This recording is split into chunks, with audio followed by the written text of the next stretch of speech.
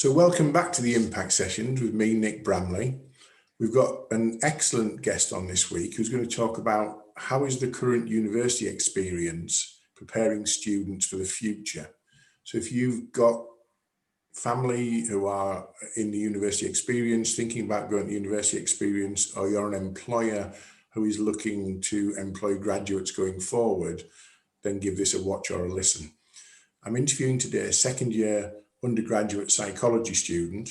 It's a first for the podcast in the fact that she just happens to be my daughter.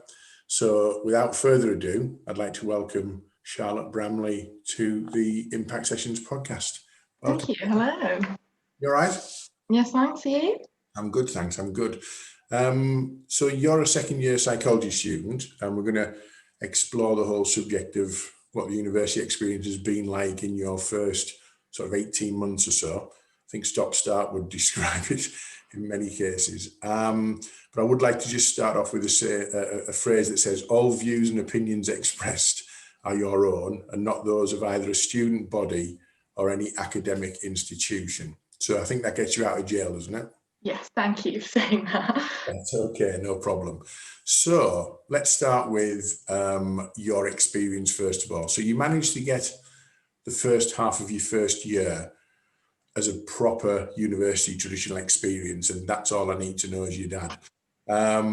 So from September 2019 to March 2020 lockdown, you at least had that experience.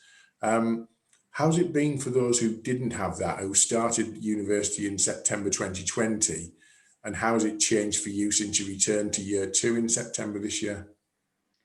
I think the biggest thing is that when you start university, you sort of get chucked into a first year accommodation with however many people that you don't know, and it's a real luck of the draw as to whether you get on with those people. But in this situation, the people you're put with, that is sort of who you're stuck with, because there's not that same opportunity to go out, socialise with other people, make a group of friends that sort of suits you better. And I think that would be my biggest anxiety going into first year, and I think that can really affect someone's mental health and their motivation to work if they haven't got that sort of support network of people that they really get on with.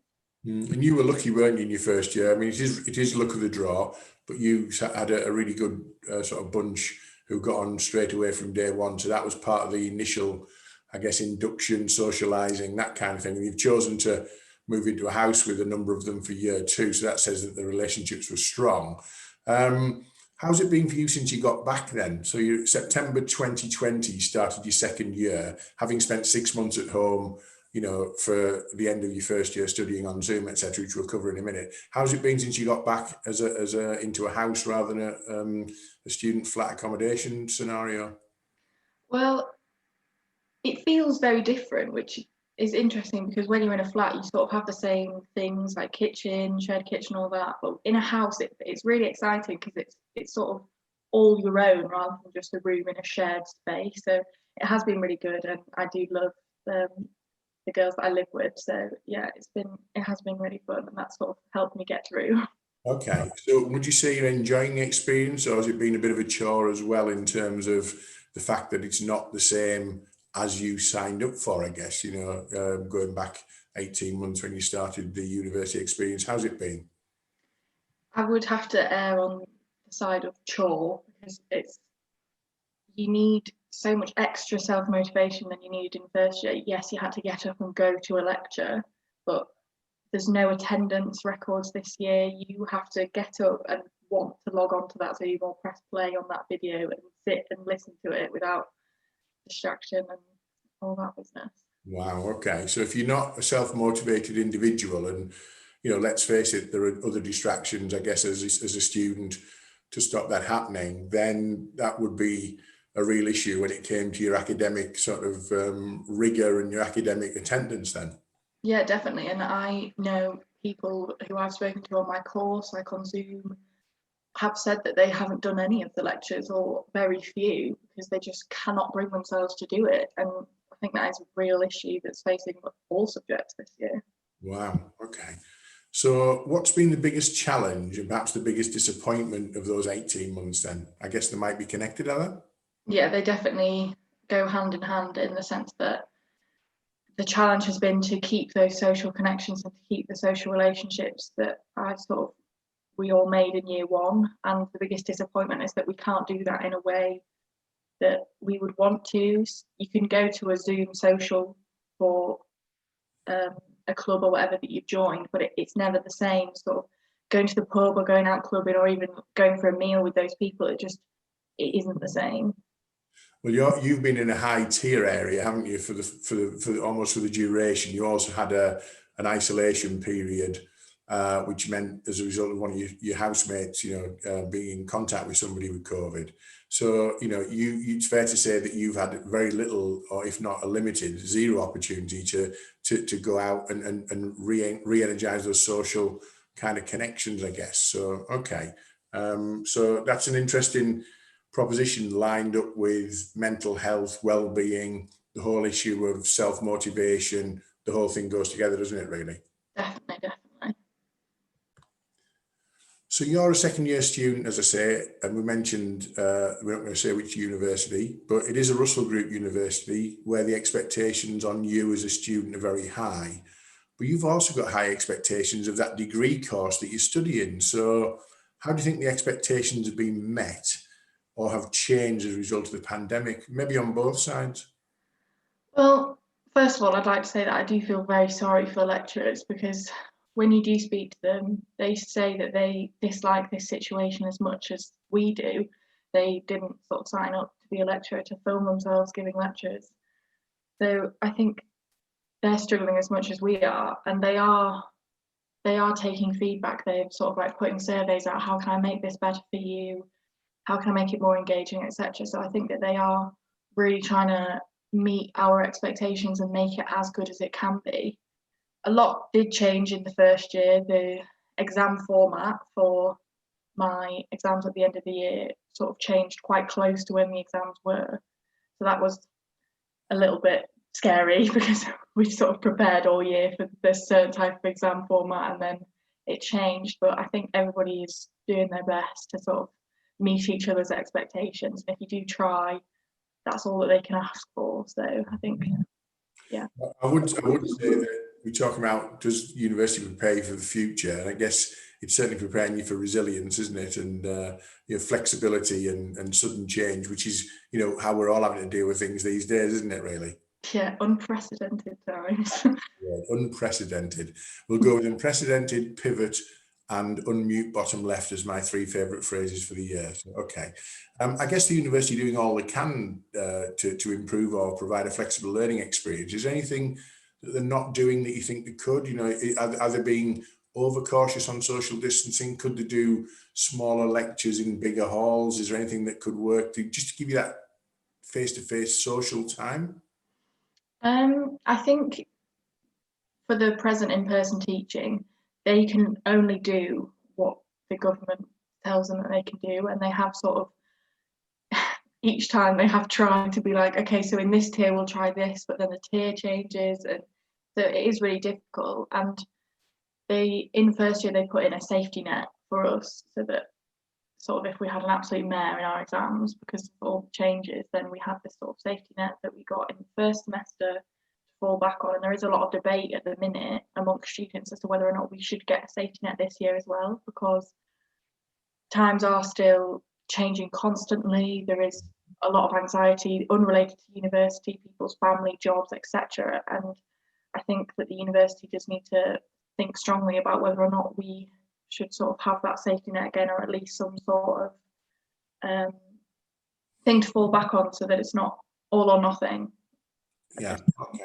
I think it is one of those, isn't it? There's so much happening out in the world that is being supported. So whether it's furlough schemes, or whether it's government funding for businesses, or whether it's all sorts of other things, then you can't ignore the millions of students at university in year 1, 2, 3, whatever, because they have to have a similar level of consideration, I guess, don't they? Mm-hmm.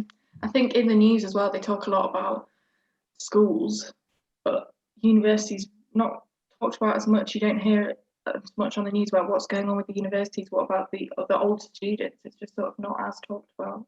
We only got the news of students when you returned back in the first couple of weeks where, you know, Manchester, Liverpool, I think Newcastle, various other places were all sort of in the news for, you know, locking people down almost. And the first year experience was you're in your room, you're not leaving, and we've got guards on the door, which is not what you paid for, I guess.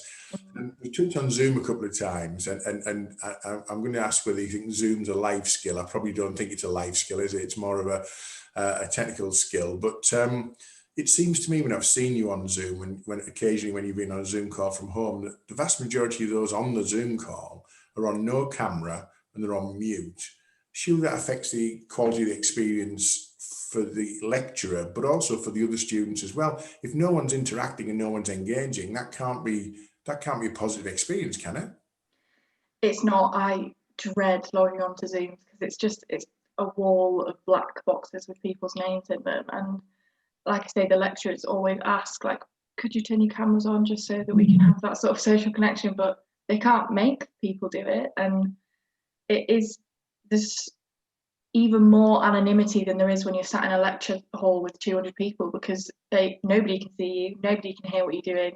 You could just stick the lecture on and have a nap for all they know. Like it doesn't, there's no way of sort of policing it. And I think it really does affect your learning, because it's awkward when they sort of ask a question and nobody's got their cameras on, nobody's got their microphones on, nobody wants to answer the question because they don't want to sort of put themselves out there and have a little green box flash around their name and all that stuff. So it really does affect your learning experience. And I do try and put my camera on all the time and my microphone on to answer questions. But so if it's just me, it feels, I don't want to do it. It's weird and awkward. Yeah, it's the awkwardness, isn't it? Okay, no worries. I know this year that you've been absolutely inundated with assignments, you know, loads and loads of work. And yeah, you might say, well, that's what university's about, and so it should be, and you're in year 2 and that kind of thing. The cynic in me suggests that maybe the universities are working you hard and harder than they would have done to justify the fees because there's little or no other face-to-face engagement and whatever. I mean, I am cynical about that. What's your take on it? Well, I do love a good conspiracy theory, but I feel like there is a lot of pressure on the lecturers to make it good and to make it worth what we're paying. And I think that my lecturers have tried very hard to sort of keep it manageable. But I know that my housemate, for example, her lecturers sort of don't seem to communicate with each other, and she has like 15 mini lectures, which are a subpart of one lecture, but each mini lecture is like 10 minutes long. So she really is like, how is this supposed to be sort of 1 week's worth of work? And there are times when I just think there's just too much to do and not enough motivation, not enough time to do it all when I'm supposed to be doing it. So I think there is more work, but then again, I don't have the experience of second year normally, so I don't know if it is a lot more or what the situation is. Okay, well, let's move to the future. Let's start thinking about students being prepared for the future, whether that's work or research, wherever it might be. And what I would say is, how much do you think that the lack of the traditional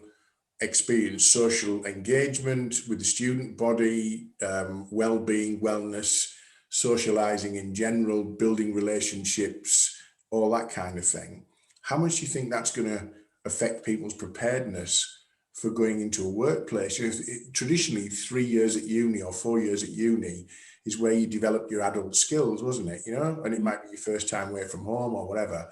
But if those adult skills are not being developed because of COVID and because of restrictions, do you think that's going to have an effect on sort of the workplace skill set when they come through the university experience? I think it can't not. I think it's going to have a huge impact, because the point of university is you sort of try new things. So sort of in the middle of first year last year, I joined trampolining just because my flatmate did it. She took me to a session and I was like, oh, I quite like this. So I joined and I met loads of new people, and it really does sort of bring you out of your shell. But when everything's a video recording or it's on Zoom and there's not that social connection, you don't have that opportunity to sort of get more confident and be able to talk openly about things with people. And there's this kind of opt-out culture where, well, no one can see me, my camera and microphone are off, so I don't have to answer this question or participate in this activity or go into this breakout room. And I think that in work, you can't do that. You can't just say, no, you know what, I don't really fancy that today, so I'm not going to bother. I think people need to have that opportunity to build confidence, to be able to have confidence in their skills and abilities to do things, and not sort of have that way out necessarily all the time. So we need this pandemic to end for many reasons sooner rather than later. We don't want students having to have 2.5 of their 3 years in a sort of lockdown, isolated environment, because that would be, very detrimental to their skill sets as well as their confidence and well-being, etc. So fingers crossed that the vaccines, being great news that they are, will help. But I don't think students are high on the list for vaccines, are they, to be fair? So I don't know whether that's going to make a difference when you are allowed back into a social environment. I mean, you've had your ups and downs with your trampolining. I couldn't resist that one, Charlotte. Oh, no. I'll apologise to the listeners and viewers for that one. I just couldn't resist the ups and downs on the trampoline. But, you can't wait to get back and just meet your mates, can you really? Yeah, I mean, I'm not great at trampolining, sort of the skill of it, but the sort of social aspect of it, it really builds your mental health and your well-being. Even if you go on and you do a terrible somersault or whatever it is, like, you have that group of people, and not having that, and not having any sort of socials or joining any societies or being able to sort of participate in those, I've really sort of seen the toll it's taken on my friends, myself, everybody. It has massively impacted everybody. Okay. Well, let's talk about a passion of yours, which is the subject that you study. Look at your little smiley face for those who watch you on YouTube. My daughter is passionate about psychology, probably has been since first getting involved in the subject for A-levels, and just absolutely immersed yourself in that.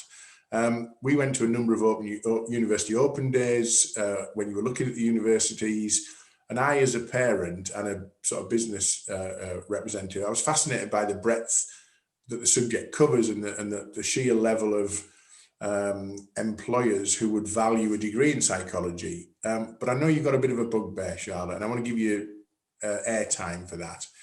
It is a tough degree. There's loads of work. It's a science. It's very difficult and demanding. And people still often think of it as what you called a bandwagon subject. Do you want to explain what a bandwagon subject is and why psychology certainly doesn't fit the bandwagon subject bill?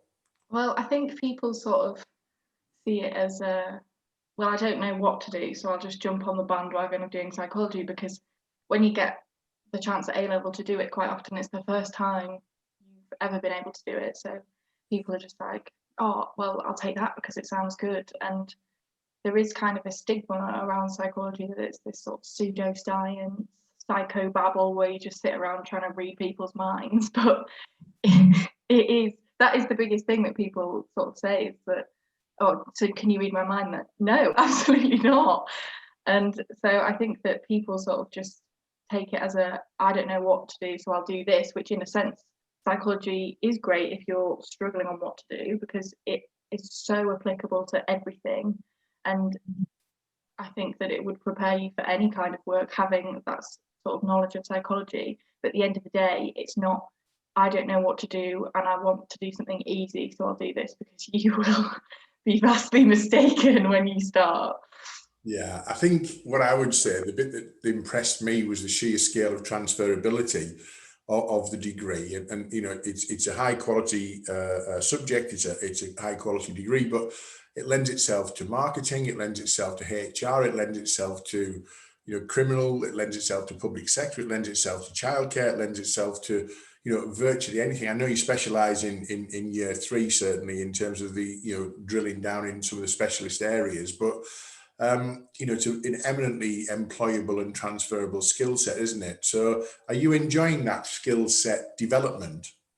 Yeah, massively. I think it's one of those subjects where you do so many different modules. Like, I was doing a lecture in here the other day, and Rob, my brother, was sat across from me, and he was surprised that I was doing statistics, and he was like, have you chosen to do an extra module in statistics? But that's just part of doing psychology, and you have all these different modules.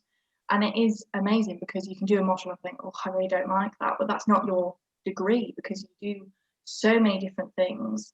And I just think that it is really valuable to have knowledge and interest in a lot of different fields, and have the opportunity in this degree to learn about research in those fields, to learn about theories and developments and all this. I think it is fascinating. To be honest, I am biased, but Well, you are biased, but I mean, ultimately, you know, it's one of those that the bandwagon subject is a real bugbear for you. And I totally get that. I totally understand, having sat through a number of the lectures, you know, the taster lectures at the open days. And what I would have said, I should have said actually, it will also help you into teaching. And I know that's something at the moment that's on your particular thinking. So, you know, there's a huge range of opportunities for people who are on that basis. So what would you say to somebody who might be considering studying a psychology degree then? if they are studying it because of this sort of bandwagon, it's going to be easy. I would say straight away, like, it is not going to be easy. It is going to be difficult. It is a science. It is hard. But I think if you have an interest in people, if you have an interest in brains, how brains work, if you have an interest in child development, if you have an interest in anything that's related to people, and you think you want to follow that interest rather than following a specific job, then I think psychology is a great degree to take, because you can use your interest and follow that interest to end up in a job you love without boxing yourself in by just studying that one sort of sector, if that makes sense. Okay. So there'll be some employers listening to this who don't get it, because they might see psychology as this bandwagon subject. They've not been exposed to psychology students potentially, or they've not considered psychology students for their business. What would you say to an employer who is still not sure as where psychology might sit as a transferable skill set into a business? I think,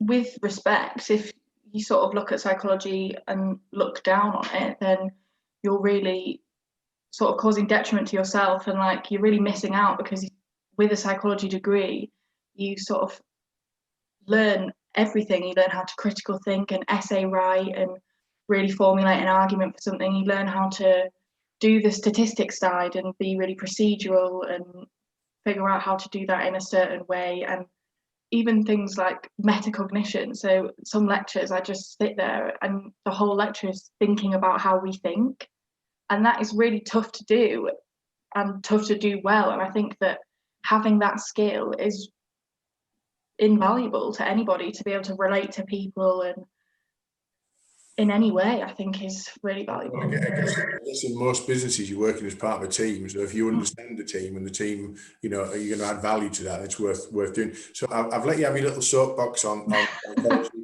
but I'm with you, because I was astonished when I went to the open days, that the sheer breadth of coverage, etc. So that let's hope we've had a sort of a big up for the psychology subject for employers and potential employers, and also for students potentially considering it.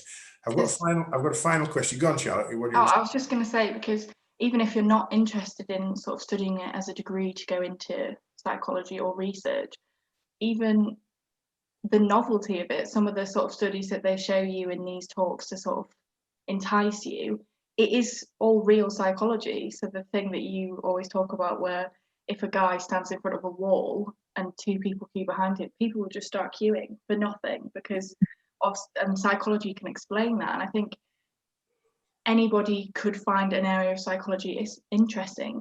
You almost can't not, because of how much it covers and sort of how interesting these sort of novelty studies are and how much application they actually have. Wow. Okay. I mean, it is. I do like the one about the one person faces a wall, two people join in, and suddenly you've got a queue. It literally blows your head. That's just like why that would happen. But it's a proven psychological sort of technique, isn't it, that you've studied, etc. Okay. I'm going to ask you a couple of quick questions to finish off. One is, if someone's considering university from this September coming, 2021, what would you be saying to them to ensure that they got the best experience that 9,250 quid a year can buy them? I think it might sound a bit cheesy, but I think the main thing is to say yes. That was my sort of New Year's resolution going into my first year at university, because I do kind of have a tendency sometimes to be like, oh, no, I don't want to do that. I don't know all the information about it. I'm a bit sort of wary of doing that. But I went into first year with this sort of mindset of just say yes to things, which is sort of like how trampolining came about, and theatre. I sort of got back into theatre and did sort of stuff behind the scenes that I hadn't done before. And I think by saying yes, you get all the extra stuff that you need from a degree. It's not just about coming to university, sitting in a lecture, sitting in a library, going home after 3 years with a degree. It's about building who you are as a person and figuring out what you like, but not without experiencing it. So say yes, jump in. It is scary, sort of going into that first flat and being like, oh, I don't know anybody. What if they don't like me? Blah, blah, blah. But be yourself, be true to yourself, and say yes to any and all opportunities you can. That's a great piece of advice. What I would say, when you did say you joined the trampolining club, no one was more shocked perhaps than maybe me, maybe your mum as well. But it's good to see, because you were loving doing it before lockdown, weren't you? And like I say, you're not the greatest in terms of technique, but you're getting better. And actually, you were about to represent the university, weren't you? Represent the university is a nice way of putting it, but yeah, I said yes to doing competition. I was talked into it by one of the team members, but yeah, I mean, I wouldn't have done great, but it would have been a new experience, an exciting experience, sort of go to that competition with the team and sort of have that. So yeah. Final question. A lot of our listeners are obviously parents rather than necessarily the student body. What would you say to a parent of someone who is considering university, in 2021, September? Is it still all that? Should they take a gap year? Would you be actively encouraging them to, like say, jump in and get on with it? What would be your advice to someone, knowing what you know now for the last 18 months, to a parent who's got maybe a child or somebody coming thinking, I'm not sure? What would you be saying to them?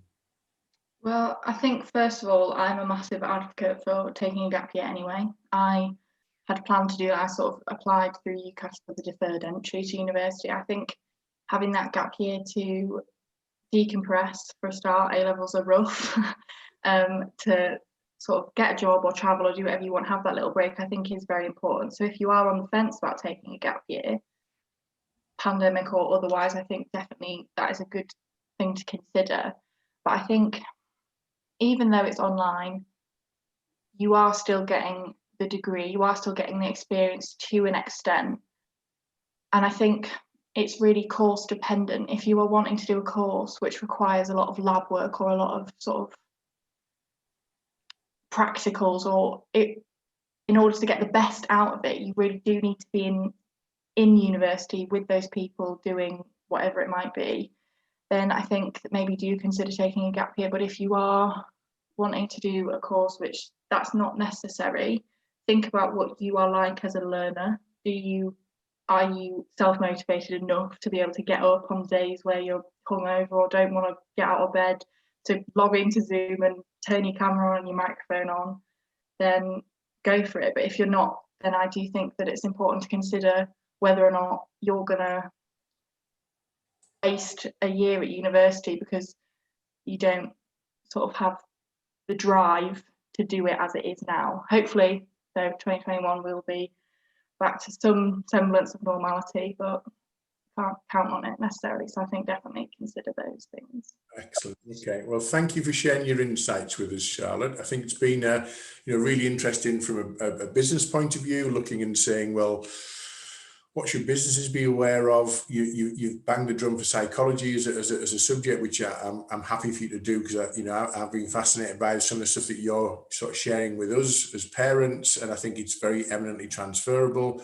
I hope it's given an insight into those who've got students and children thinking of university right now as to what they can do. I quite like this idea of the self-motivation piece. I think that's really, really important. But thank you for being a fabulous guest. For those who are not sure, the Impact Sessions is available as a podcast. It goes out every Tuesday on all the usual platforms: iTunes, Spotify, YouTube, Google Play, Podbean and Castbox. It's also on the IMPACTUS Group website, and we promote it heavily through LinkedIn every Tuesday. My contact details are there, and I've protected my daughter by saying her contact details are podcast guest Charlotte Bramley. So That's all you're getting. So thank you, Charlotte, for being a fabulous guest. Thank you for sharing your insights into university life. I think it was well worth exploring. So a conversation over breakfast a few weeks ago has turned into you being a first-time podcast guest. So thanks for being brilliant. Thank you very much. Okay, see you soon, darling. Bye. Bye.